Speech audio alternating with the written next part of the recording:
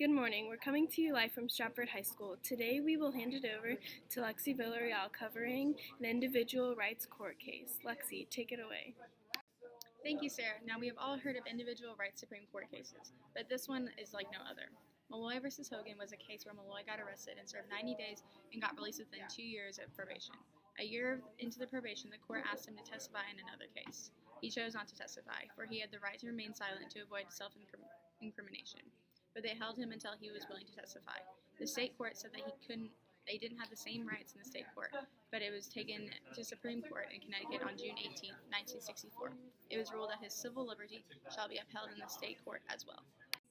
So why is this court case so important?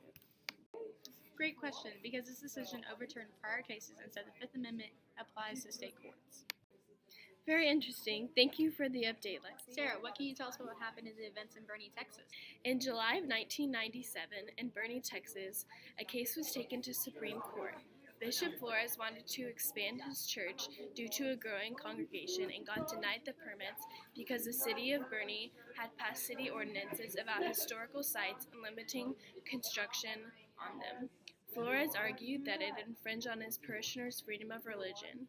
The city argued that it did not violate religious freedom, it only strained it.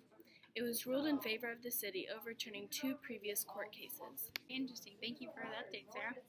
Good afternoon. We're coming to you live from Stratford High School. Today we will be covering the recent court cases of McDonald v. Chicago. Reporting to you now is Sarah Surgeon. Thanks, Lexi, and hello, everyone. In March of 2010, Otis McDonald argued that the right to bear arms is a fundamental right and that states should not be allowed to infringe. The Supreme Court reiterated that the Second Amendment guarantees the right to keep and bear arms as an individual liberty, and extended those protections by limiting the rights of states to prohibit individual firearm ownership. Chicago argued that states should be able to tailor firearm regulation to local conditions. And what effect does this have on us today?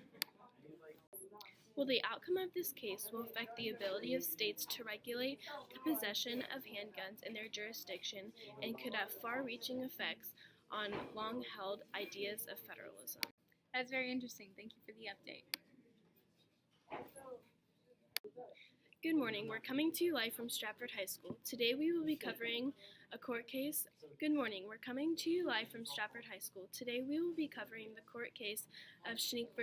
U.S. Reporting to you now is Lexi Villarreal. Good morning, everyone, and thank you for watching. Today we're talking about the recent court case of Schenck v. U.S. The court's unanimous 9-0 decision was written by Justice Oliver Wendell Holmes. In it, the court upheld Charles Schenck's conviction, declaring the Espionage Act a reasonable and acceptable limitation on speech in time of war.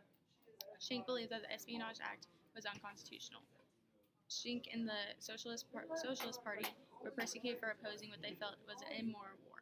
He argued that the First Amendment was specifically included in the Constitution to protect political speech and to prevent a tyranny of the majority.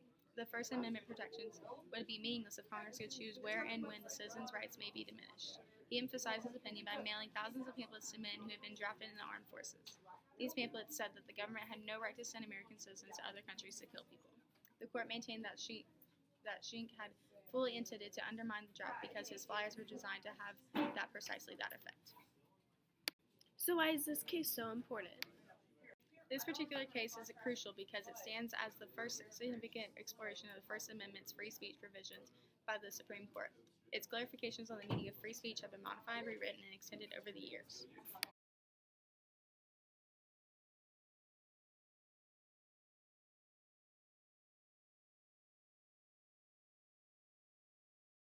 Thank you, Lexi, for this important update.